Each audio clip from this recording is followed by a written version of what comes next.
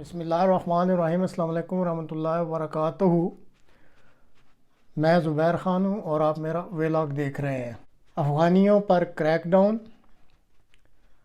روس اور یوکرین جنگ میں ایک نیا موڑ، اور اسرائیلی اور فلسطینی آمنے سامنے، یہ ہیں وہ موضوعات جن پر آج کے پروگرام میں مختصراً گفتگو کی جائے گی۔ پاکستان اس وقت جس اکنامک، فائنینشیل اور سیکیورٹی مسائل کا شکار ہے، قوم کی ان مسائل سے توجہ ہٹانے کے لیے اور چند دیگر پوشیدہ مقاصد حاصل کرنے کے لیے اس ملک کے اصل حکمران نے پاکستان میں مقیم افغان باشندوں کے خلاف کریک ڈاؤن کا اعلان کر دیا ہے۔ اس کے نتیجہ میں اب پختونوں اور طالبان کے ساتھ شدید تناؤ پیدا ہوگا، مغربی بارڈر پر بھی کشیدگی پیدا ہوگی۔ ISPP Islamic state Pakistan province جو ہے، جس میں تحریک طالبان پاکستان پہلے ہی شامل ہو چکی ہے، اس کے ذریعے ملک میں مزید انارکی پھیلے گی، اور پھر اس بنا پر پاکستان کو امریکہ سے مزید مالی مدد بھی مل جائے گی، اور اس کا پس منظر یہ ہوگا کہ پاکستان دہشت گردوں کے خلاف جنگ لڑ رہا ہے۔ پاکستان میں انتخابات کے لیے ماہ جنوری کا اعلان کر دیا گیا ہے، لیکن عمران خان کی مقبولیت کسی طریقے سے بھی کم نہیں ہو رہی۔ اب افغانیوں کو پاکستان میں اکنامک، فائنینشیل اور سیکیورٹی مسائل کی بنیادی وجہ بنا کر ملک کی سلامتی کا ڈھنڈورا پیٹ کر یہ کریک ڈاؤن شروع کیا جا رہا ہے، اور ڈنڈے والی سرکار سمجھتی ہے کہ ملک کی سلامتی کے نام پر شروع کیے جانے والا یہ کریک ڈاؤن ان کی عوام دوستی کو چار چاند لگا دے گا، اور وہ اسی شور و شرابہ کے پردہ میں سال 2022 میں شہباز شریف سے جو وعدے وعید کیے تھے، ان وعدوں کی روشنی میں ایک انجینئرڈ انتخاب کے ذریعے اس کے بڑے بھائی نواز شریف کو ایک بار پھر کٹ پتلی وزیر اعظم بننے کا موقع دے دیا جائے گا۔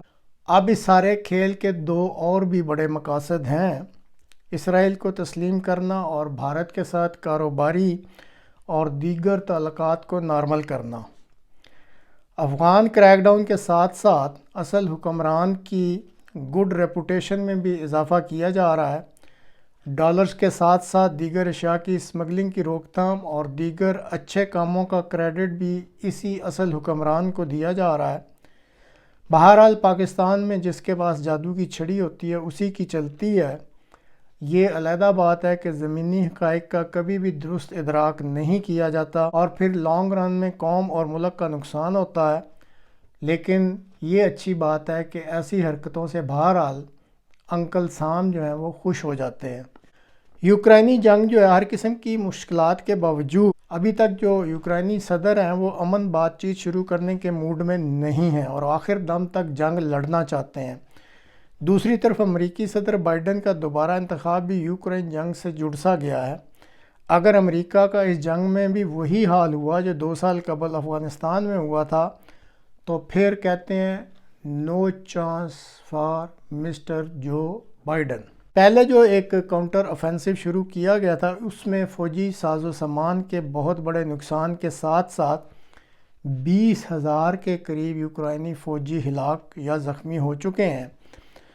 اب برطانیہ اور امریکہ کے اشتراک سے فوری طور پر ایک اور کاؤنٹر آفینسو کی تیاری کر لی گئی ہے۔ اس کے مطابق یوکرینی فوج کے جو زمینی دستے ہیں وہ خیرسن کے علاقہ سے دریائے ڈنیپر کو کراس کر کے کریمیا اور روس کو ملانے والے زمینی راستہ کو منقطع کر دیں گے، اور ساتھ ہی زاپوریسیا ایٹمی پاور پلانٹ پر حملہ کر کے اس کا الزام روس پر لگا کر ایٹمی تابکاری کے خطرات کو بھی اچھالنا چاہتے ہیں۔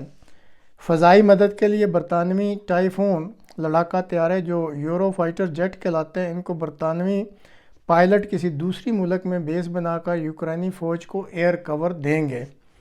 اسی طرح برطانیہ نے بلیک سی میں یوکے فلیٹ شپس کے ذریعے بارودی سرنگیں صاف کرنے کا منصوبہ بھی بنا لیا ہے۔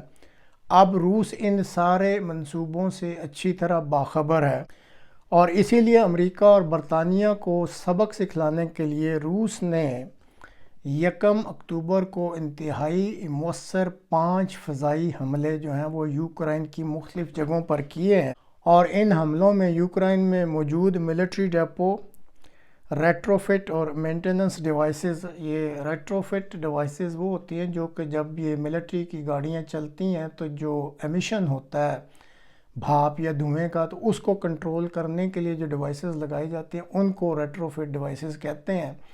تو ان کے جو ڈیپو تھے یا جہاں پہ یہ رکھی گئی تھیں وہ، اور اسی طرح بعض مینوفیکچرنگ کمپلیکس جو ہیں، ان 5 فضائی حملوں میں ان کو نشانہ بنایا گیا اور بہت بڑی تباہی جو ہے وہ یوکرائن کی پھیری گئی ہے۔ یوکرائنی فوج کی مسلسل ناکامیوں کی وجہ سے یوکرائنی فوج کے جو چیف ہیں ان کے خلاف بھی اب آوازیں اٹھنی شروع ہو گئی ہیں۔ اس وقت روس کا یہ مطالبہ کہ ناٹو کی وسعت پذیری کو بند کیا جائے، امریکہ اور ناٹو ممالک ماننے کو تیار نہیں ہیں۔